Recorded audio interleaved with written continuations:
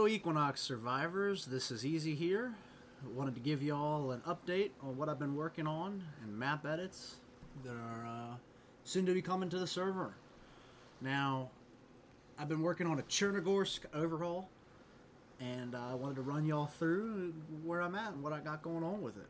So, here in the south part of the docks, we have a military shipping and receiving area that is separated by one of the Livonia large CNC barriers.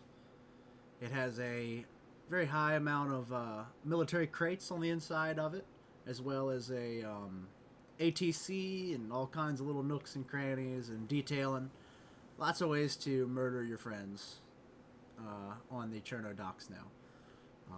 I've got one of these Sakal submarine cranes, and you can just use your imagination and put those submarine cranes right here as well, facing this water.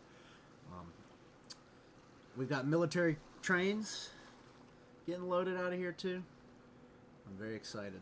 So the crane replacements are going to be all Sakal cranes, which are just beautiful and look a lot better than the old Arma 2 cranes that you've done seen everywhere.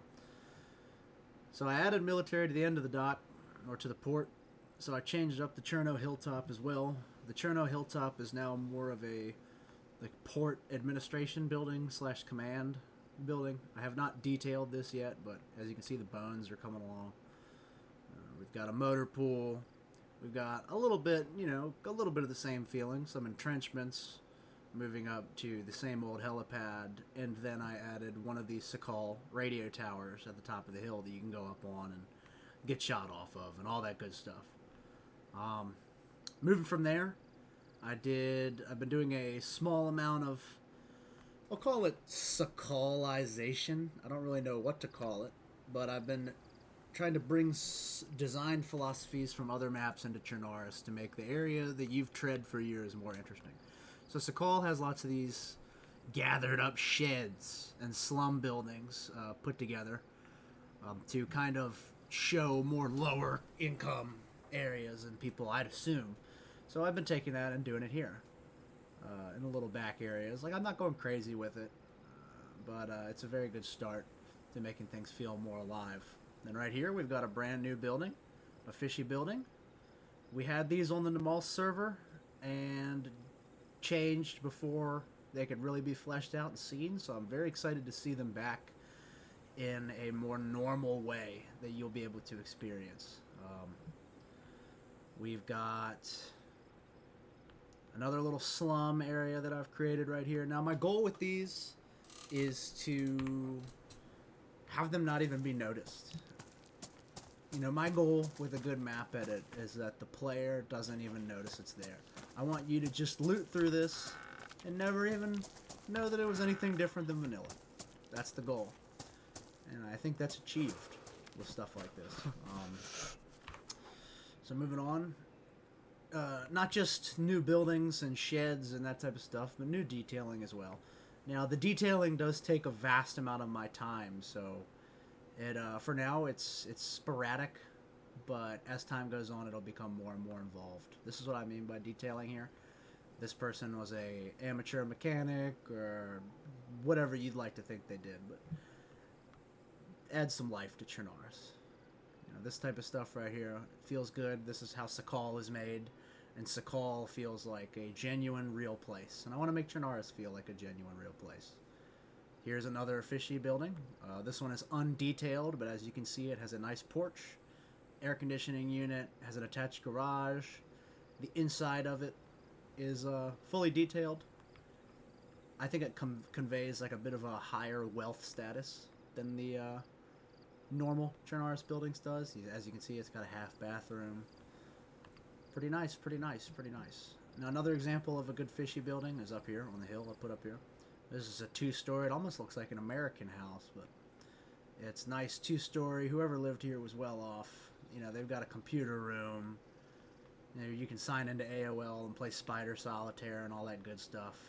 Multiple bathrooms, AC units. Seems like they had running water. This is what Chernaris is missing. Now going back the other direction, I've got Dubovo here, which I've been overhauling. I have removed a vast amount of the tenements and replaced them with the Sakal tenements and neighborhoods of my detailing. I have not done any of the finer details yet, but the house placements are looking good. I did start with this one, but it's a lot of work. It's a slow process. Got a little Livonia church up on the hill, and then I've done the same thing for Novoselki. If you remember in Vanilla, you can see the footprints of them. There's giant high-rise tenements all through the middle here that kind of cuts this place up. I've removed all those. They don't seem very realistic for the area. And gone for a more, less tall approach, I guess we'll say. A lot more closer to the ground, lower density. I would think more realistic for the area. Moving down in here into southern Novoselki, as you can see, I've gone through and replaced intermittent buildings with Fishy buildings, and on top of that, I've also replaced buildings with their Sakal brethren. So lots of shake-up and different. How do I say that correctly? It feels the same, and then it's different. It's familiar, yet different. So a new player wouldn't notice the difference, but then an old player would enjoy the difference. This is all coming up to the monument.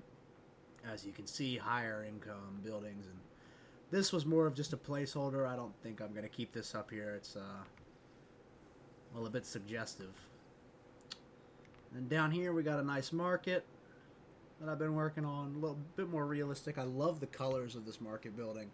It will really draw your eye and bring you to it, wondering what it is, and then hopefully you'll get shot in the side of the head by the other people that were thinking the same thing. Then in Cherno proper, we've got the State House building replaced with the Novo Clock Tower, and the church replaced with the high school that I removed from Visitovo. Because as you can see, Visitovo has been turned into just a full-fledged town. It's low density, with Sakal buildings and assets, etc. Attempting to make things seem more real, one town at a time. I did a lot of work on Namalsk and learned how I like to build, and I'd like to get back at it now. A little bit of a building hiatus. It's time to start earning that paycheck again, right? So, yeah, this is one final thing.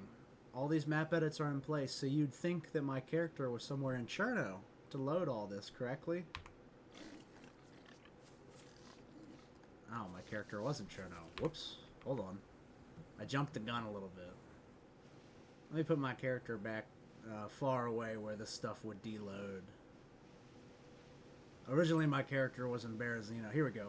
From, Mista, or wherever this is. Let's just put my character here. Alright, so with my character all the way towards the east now, normal map edits would all deload from Chernogorsk. Meaning that if you're far away from the map edits, they're not there. I.e. pop-in, i.e. jarring. Does not look good, floating characters, things not making sense. But as you can see, my character is damn near on the east coast, and these map edits in Cherno are still loading. Now that's thanks to a new way to load these map edits that does not use DayZ Editor Loader. Now we use MZ Map Loader, and that loads these edits the same way that the server loads all the baked-in map assets. So when you join, you'll get a little loading bar as it loads all the map edits in the top, and then after that there'll be no pop-in, nothing jarring, no network issues with any of these map edits. They're all just here.